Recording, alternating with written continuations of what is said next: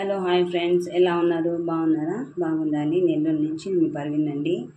ఇక్కడ నేను ఇది రంజాన్ నెల కదండి, ఆష్ మజిత్లో వేస్తారే ఆష్, అది తయారు చేసి పోతున్నాను. దీనికి కావాల్సిన పదార్థాలు అండి, మనకి బియ్యము బాగా శుభ్రంగా నీట్గా ఇది చేసుకొని మిషన్కి వేయించుకున్నాను అనమాట. నేను రవ్వలాగా ఈ గ్లాస్తో ఒక గ్లాస్ తీసుకున్నాను. ఇప్పుడు దీంట్లోకి చిన్న కట్ చేసి పెట్టుకున్న ఉల్లిపాయ ఒకటి, కొంచెం పుదీనా, 2 పచ్చిమిర్చి, హాఫ్ టమాటో తీసుకున్నాను. పిడికిడి కన్నా కొంచెం తక్కువ పెసరపప్పు నానబెట్టుకున్నాను శుభ్రంగా కడిగి. ఇక్కడ వచ్చేసి 3 లవంగాలు, ఇంకా కొంచెం చెక్క తీసుకున్నాను. మనకి వాటరు డబల్ పెట్టుకున్నానండి. దీంట్లో ఆయిల్ వేసుకుంటాను. ఇక్కడ నా చెంచా ఆయిల్ వేసుకోండి. ఈ లవంగాలు చెక్క ఉంది కదండి, అది వేసేస్తున్నాను.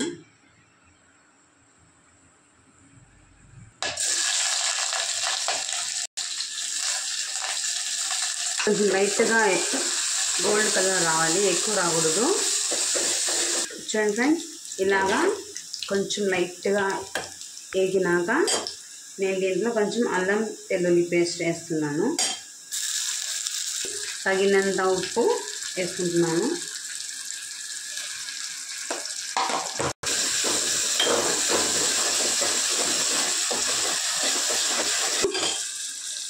ఈ పచ్చిమిర్చి కూడా వేసేస్తున్నాను.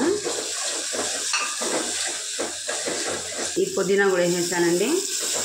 ఇప్పుడు దీంట్లో ఈ పెసరపప్పు కూడా వేసేస్తున్నాను. ఇప్పుడు నేను దీంట్లో చెంబు వాటర్ పోసుకుంటున్నానండి. వాటర్ పోసుకుంటున్నాను. ఇప్పుడు ఇది బాగా మనకి ఎసురైతే ఎలా మనకి ఉడకద్దు అనమాట, అలా ఉడకాలి. తర్వాత రవ్వ వేసుకుందాము, సరేనా ఫ్రెండ్స్? ఇక్కడ ఉడుకుతుంది కదా మనకి, పెసరపప్పు అయితే బాగా ఉడికిపోవాలి. తర్వాత రవ్వ వేసుకుందాము, ఓకేనా? ఇంకొక 10 నిమిషాలు ఉడకనిద్దాము. చూడండి ఫ్రెండ్స్, మనకి పప్పు ఉడికిపోయింది చూడండి. ఇప్పుడు నేను దీంట్లో ఈ రవ్వ వేస్తున్నానండి.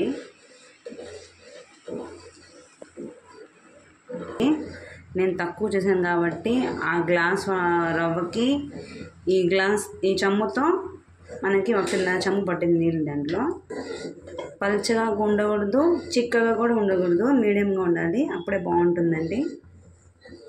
చూడండి ఫ్రెండ్స్, మనకి ఎలా వచ్చింది. మనకి చిక్కగా కాకుండా పల్చగా కాకుండా కరెక్ట్గా ఉంది చూడండి. సేమ్ ఉంది కదా. దీంట్లో కారం వేయమండి, పసుపు కూడా వేయము, ఎందుకంటే బాగుండదు కాబట్టి.